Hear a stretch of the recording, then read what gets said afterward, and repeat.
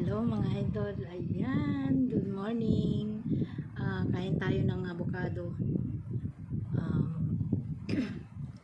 Dessert.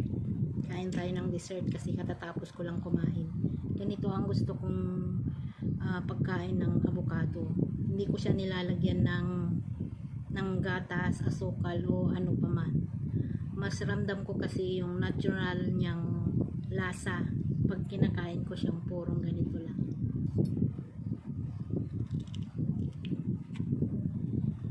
Yummy. Kain po tayo. Dessert po.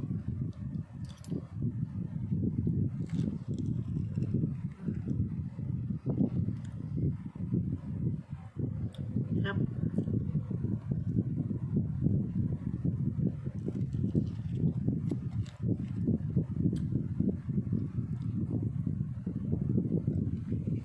Thanks for watching po.